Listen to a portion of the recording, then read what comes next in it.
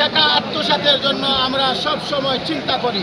প্রিয় দেশবাসী, আমাদের এই সাংবাদিক ভাইরা জাতির বিবেক, ওনারা আপনাদের দেখার স্বার্থে কষ্ট করে সঠিক তথ্যটা সম্প্রচার করার জন্য ওনারা লাইভ দিচ্ছেন। আমাদের প্রাণের দাবি হচ্ছে সারওয়ার আলম সাহেব যদিও এখান থেকে প্রত্যাহার হয়ে যান, কিন্তু উনার রেখে দেওয়া যে আজকের এই আমানত, উনার রেখে দেওয়া আজকের এই দৃশ্য, উনার যে স্মৃতি, এই স্মৃতিকে যদি আমরা লালন করতে পারি, ধারণ করতে পারি, তাহলে সারওয়ার আলমের এই কষ্ট সার্থক হবে। যদি সারওয়ার আলমের এই মিশন যদি বন্ধ হয়ে যায়, তাহলে শুধু সিলেটবাসী নয়, সারা বাংলাদেশের মানুষ পরাজয় বরণ করবে।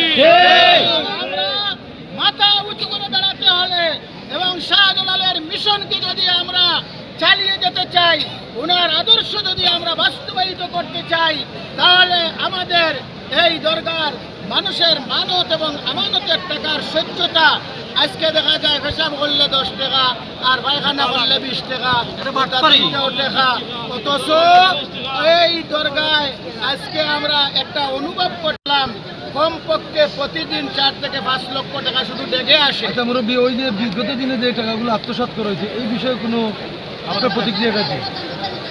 আত্মসাৎ আমি এই কথা বলবো না, এই কারণে যে সবাই বলতেছে দরগার টাকা এর পেটে কেউ কি কোনোদিন হিসাব চাইছে? তারা যেভাবে পাইছে, আমি যেটা আমার ব্যক্তিগত মত, যেভাবে তারা খাইতেছে, ওরা যেভাবেই তারা খাইছে বা না খাইছে, এটা তাদের হিসাবে তারা জবাব দেবে। জাযাআম বিমা কাসাবা ওয়ালা তাজিরু ওয়াজিরাতুন উইজরা উখরা, একজনের হিসাব আর একজনে দিত না, প্রত্যেকে তার হিসাব তার কবরে দিতে হইব।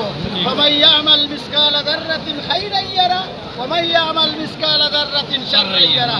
আজকে এই দরগা মাদ্রাসা থাকার কারণে আলী আকবর রহমতুল্লাহ আলাইহি গাছবাড়ি হুজুর এবং আমার উস্তাদ মুফতি সাহেব হুজুর সহ এরা এখানে থাকার কারণে, আজকে এই কওমি মাদ্রাসা থাকার কারণে আজকে দেশে সারওয়ার আলমের মতো মানুষ আজকে হোটেলও না বসে, দরগায় না বসে, মাদ্রাসার অফিসে বসছে। এটা হলো এই মাদ্রাসার অবদান।